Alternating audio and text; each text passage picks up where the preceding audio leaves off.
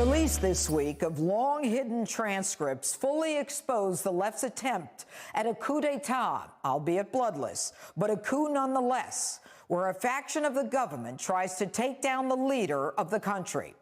The evidence shows former President Barack Obama and the Obama-Biden administration were the hub of the bloodless coup.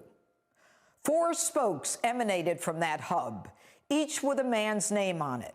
Rod Rosenstein, in a scope memo, gave his friend he appointed special counsel Bob Mueller in the Russia investigation the names of Michael Flynn, Paul Manafort, George Papadopoulos, and Carter Page.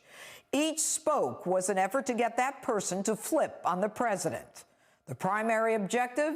Reverse the election of 2016. The horror was not just in the treatment of these men, but the fact that Michael Flynn, under the FBI's Crossfire Hurricane investigation, had already been ruled out as committing no crime and that no derogatory information against him was unearthed.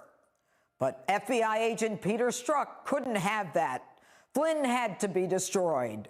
We know from the text messages between him and his lover, Lisa Page, that POTUS, the President of the United States, then Obama, wants to know everything we're doing. In other words, Obama was keeping tabs on the investigation. So why? He was leaving the White House. Wasn't his term over? Yet the lives of these 4 men were ruined. General Michael Flynn, a decorated war hero, railroaded by a smug, arrogant FBI Director James Comey wearing his Cardinal Comey mask, all giggly that he violated White House protocol and policy, and that his deputy, Andy McCabe, told the 3-star general he didn't need a lawyer when Flynn was actually a target and when he was denied his constitutional Miranda rights. And just as egregious, the FBI had already determined there was no basis and no predicate for the inquiry, let alone an investigation of General Flynn. Now, damning evidence against the FBI indicating they tried to get Flynn to lie to prosecute him or to get him fired was hidden or lost in the law firm of Flynn's first attorneys, who kept trying to get him to plead guilty.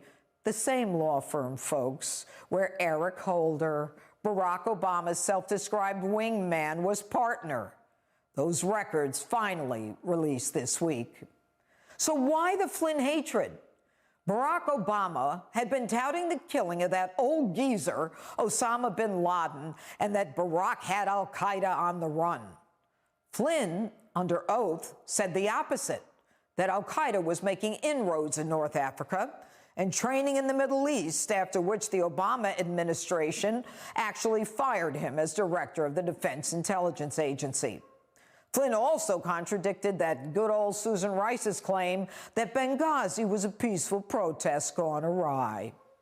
Obama hated Flynn so much that he warned incoming President Trump of 2 dangerous men, Kim Jong-un of North Korea and a 3-star general named Michael Flynn. He was afraid of Flynn, as director of the Defense Intelligence Agency, who knew where the bodies in the Obama-Brennan-Clapper swamp were buried. Flynn also made it known that as Trump's incoming national security advisor, he would be streamlining those 17 intelligence agencies.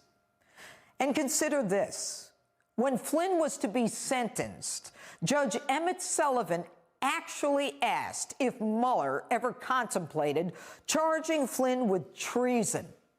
Imagine the judge in sentencing Flynn for lying to an FBI agent, even when those FBI agents didn't think he lied, suggesting the prosecutor consider a death penalty eligible crime when Flynn was facing 5 years only.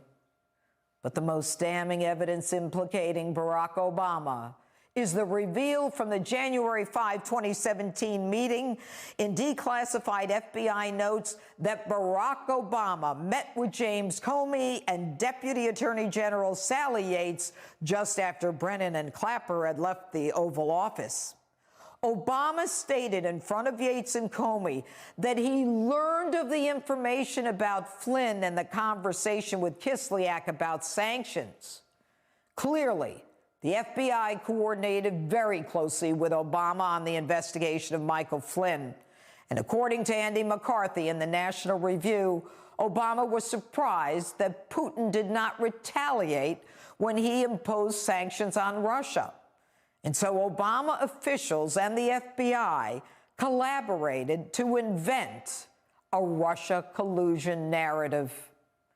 Sally Yates says that in that meeting, she recalled Comey previously mentioning the Logan Act. So now we know, just 2 weeks before incoming President Trump was to take office, Obama was discussing Flynn about Russia, an issue already determined by the FBI to be groundless. Obama was in the middle of the plot to take down Flynn and Trump. Now, there was a counterintelligence investigation of Flynn and Trump, and counterintelligence investigations are done for presidents so that they can protect the country versus criminal investigations, which are done to vindicate the rule of law. The information of a counterintelligence investigation that Peter Strzok started against Michael Flynn and the Trump campaign were included every day in the president's daily briefings. President Obama. Susan Rice was the national security advisor who would have been briefed by the FBI on the counterintelligence, and we assumed that Obama knew, but now we know Obama actually knew of the takedown by the corrupt and dirty FBI agents. Look, they lied to us. They did it on television, to the press, and under oath.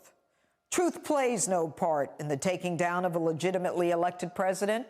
I've told you this before. The Star Chamber in the sub-basement of the Capitol is just another place where lies were cultivated. These people lie wherever they go, all of them. Clapper not only lied when he testified about not spying on us, not wittingly, he lied about Russia. Susan Rice not only lied about Benghazi and Rwanda and unmasking, she lied about Russia. Adam Schiff not only lies about having proof of Russia collusion and lying to Congress about the Ukraine call, he had nothing on Russia, and he fought hard to prevent us from getting any of this information. But that's because what they said under oath was totally different. And as for President Obama's hatred of Donald Trump, when was the last time you recall a sitting president campaigning vigorously against the candidate of the opposing party for president? When was the last time in American history that sitting president said with venom on his lips that a candidate of the opposing party will never be president? When is the last time you heard an ex-president actively campaign against a sitting president? Fundraisers are one thing, but Barack Obama is all in. He never stopped in his community activism against Trump. Obama went after Trump harder than Bill Clinton. Obama rallied the Justice Department and the FBI intelligence communities. A sitting president saying a candidate of the opposing party is uniquely unqualified to be president and is helping terrorists is the epitome of Obama's hatred against Trump.